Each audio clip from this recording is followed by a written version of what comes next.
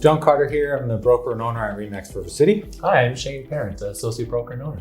So we often hear a conversation in the industry when people are trying to sell their home on their own, which we call for sale by owner or FSBO, or they're using an MLS service company like a mere posting or different business models that are out there, that there's concern that realtors are kind of steering their buyers away from those properties and maybe they're not offering enough commissions or things like that. Mm-hmm. And we think this is a great conversation to be having.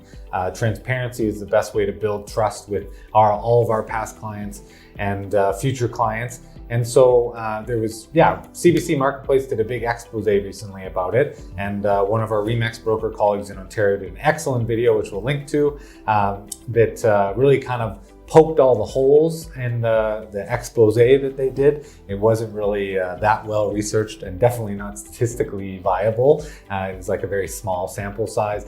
And but what we didn't talk about, or he didn't really cover in his response, was pricing strategy. Mm-hmm. And so in that example of the CBC Marketplace expose, the listing that was supposed to be on the market for 1.4 million actually hit the market at 14.1 million. It was a data entry error by 10. And then within a day or two, they had this multi-million-dollar price reduction. Well, that's not the best first impression to the market. And so what we wanted to elaborate on was, what is my home worth? And like how pricing strategy factors into what that value is.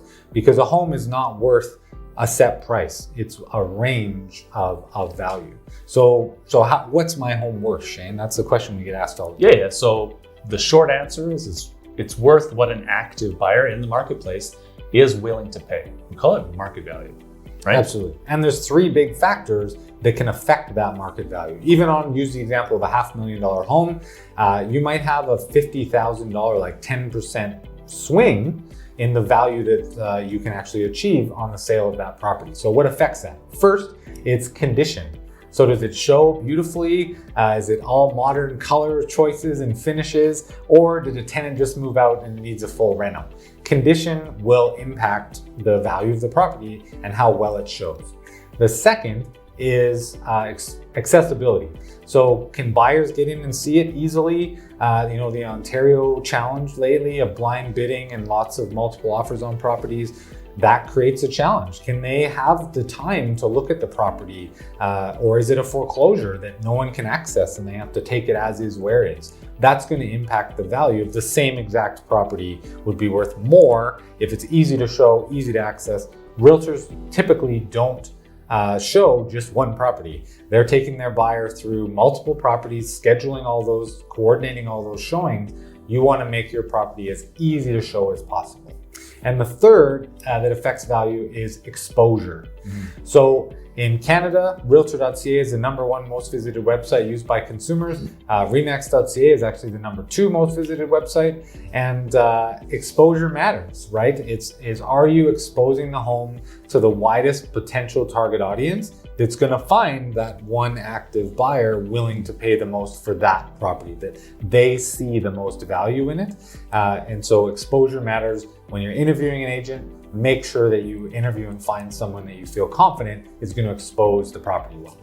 So now, what about how do you come up with that price? Right. So an experienced agent, again, like you're saying, they're going to do what is called a comparative market analysis, CMA, right? And so what they're looking at is mostly three, factors: sold properties, expired properties, and active properties. Now, ideally, you want the most amount in the shortest, most recent time frame, right? To give you the more accurate assessment. But quickly breaking that down, the sold properties, those are ones that buyers are actually paying for. It's your best example or guiding light, so to speak, of what a buyer would be willing to pay for something similar to your home, right? Expired properties, these are those dreamers, ones that have gone the full listing term without getting a successful result.